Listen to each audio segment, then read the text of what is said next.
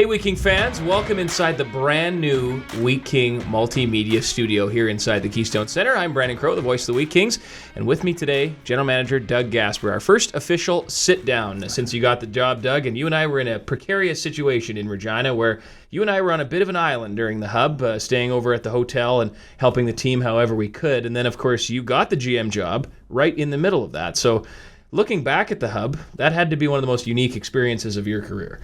It certainly was, Branden. I don't know if I've ever been involved in anything in all my years of hockey like the hub.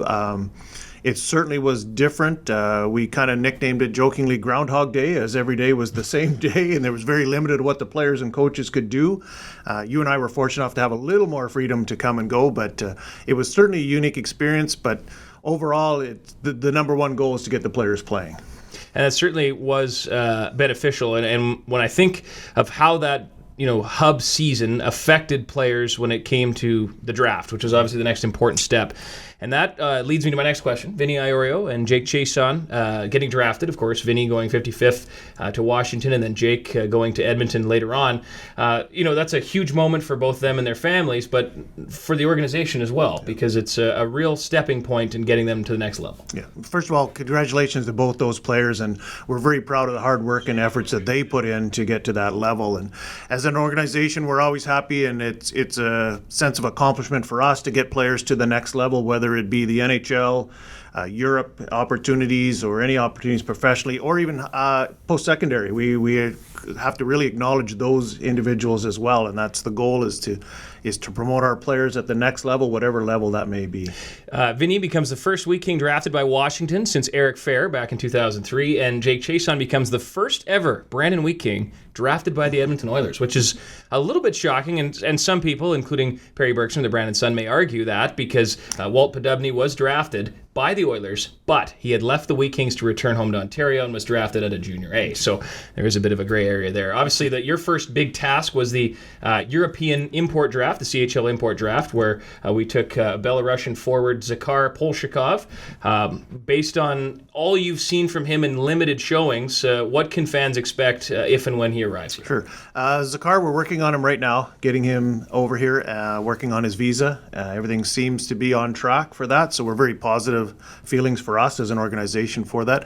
Zakhar is a guy that wore a letter everywhere he's played, so he brings outstanding leadership quality, which anytime you can add that to your organization is a real positive. He works very hard game. He's well-rounded in all three zones. We think he'll really fit in well with our system and with our players that we have here.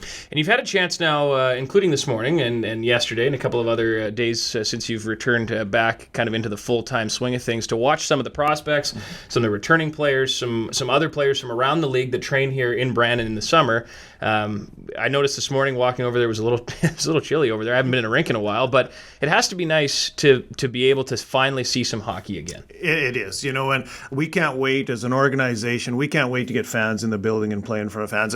As much as we enjoy the game of hockey and we live it, and that's our daily activities as we go through, getting fans in the building is going to be huge. We want to show what we've been able to accomplish and all the efforts that our players have put in behind the scenes, and the hockey operations staff and the business staff. Everyone's working really hard to get us back to where we want to be, and I really can't wait for that first opening night. Have you thought about what that moment will be like on October 1st, a full building, the Subway Cup banner being raised for the East Division Championship, and kind of that first moment in 2 years of having hockey here? Is that something you've thought about yet? A little bit.